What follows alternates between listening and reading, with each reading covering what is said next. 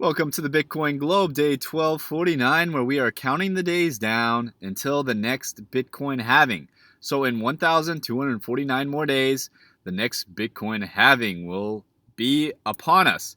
And then I think about what is it? It almost seems to be every 4 years, so it'll almost always coincide with the elections.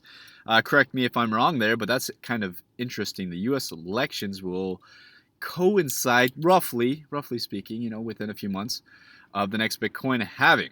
It's very interesting to me. Now, I have two predictions for you today. The one is my previous prediction, and I'm not super confident about this yet, but I believe by the time of the next Bitcoin halving, which is quite a few days away, I mean, in the grand scheme of things, it's nothing. But for our little human lives, 4 years is quite a amount of time. A lot can happen in 4 years, and we're going to bear witness to that together.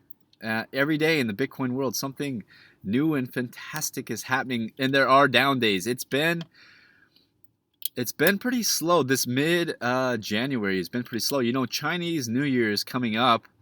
Seems like a great gift to get somebody. I don't know if there is a better gift to get somebody than Bitcoin. It's like, let's say there's something your friend really, really wanted. Let's say they want a new Omni Virtuix, which I really want. I really want the virtual reality thing where you can get in it, exercise, and play your game. That's the future of esports. That's the future of gaming. Omni Virtuix. I tried investing in it the other day, but they're pretty much maxed out on investment. So let's say I could trade my Bitcoin for that right now, or I'm going to buy it for a friend. Well, if I just waited, I could buy 10 of them or 100 of them for my friend. That is the power of Bitcoin. That is at least the potential of Bitcoin. If we're going to work for that reality, we need to find a way to work together. We need to make Bitcoin go mainstream. And it's not an easy thing to do. There's a lot of, as a community, and a lot of it's on the technical side, and a lot of it's on the perceptive side, the perception side. And a lot of it's on the app building side, building an app that is actually useful or interesting or different, or like it's just it's like at the point where there's no reason not to use it because it's saving you value or it's creating value in your life. For example, my esport app, the Level Up esport app. Imagine playing like a Bitcoin faucet, right?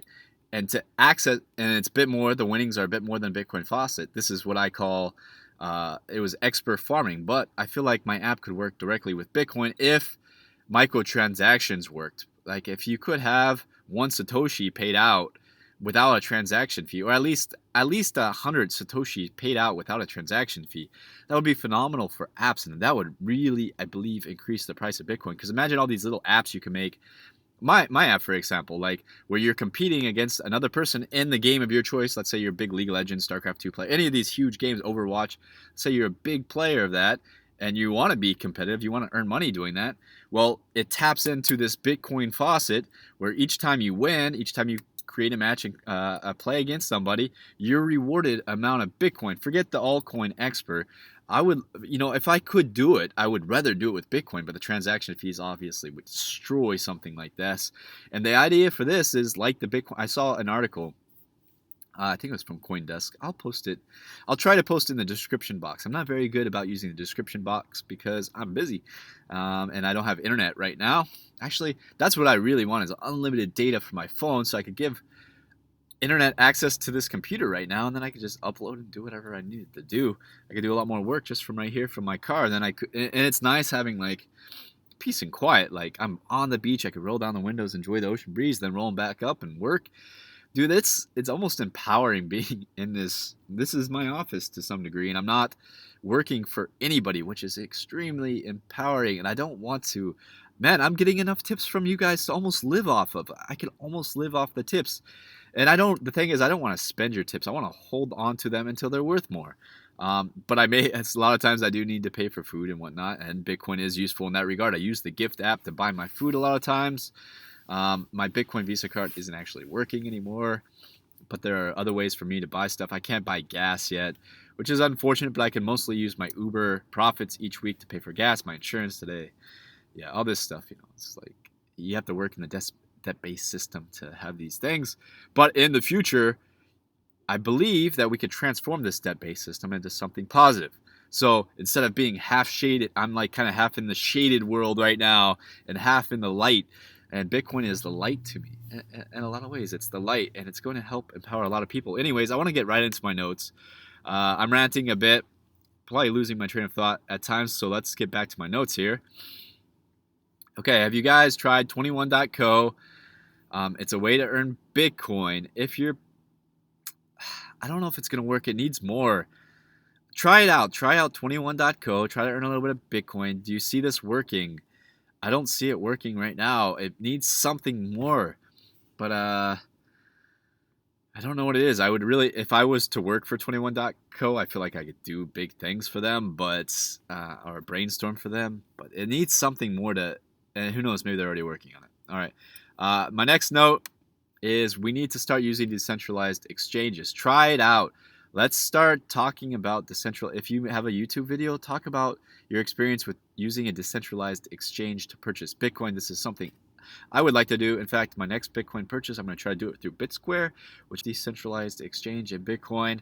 This is what we need to start doing, and we need to stop allowing people to have so much power over Bitcoin, governments, individuals. And my reason for saying this is I feel like we give people too much power over the over Bitcoin. Like if you're like, this guy's good for Bitcoin, this guy's good for Bitcoin, this guy's good for Bitcoin, this guy's putting Bitcoin supporters in his cabinet and whatnot, you're giving them a lot of power over Bitcoin because yes, they're positive pro Bitcoin right now, but in the future, who knows if they're gonna want to like go back on that. We've seen this time and time again where people go back on their word once they get into office, or at least they don't have the power that they thought they had. Who knows what's really going on is all I'm saying. And I feel like using a decentralized exchange would be the best way to go, keeping our Bitcoins decentralized and off centralized exchanges that are monitoring us. I feel like we're doing people a favor, even though you're using your Bitcoins for good things, investing, buying real estate, buying a luxury item, helping out the economy.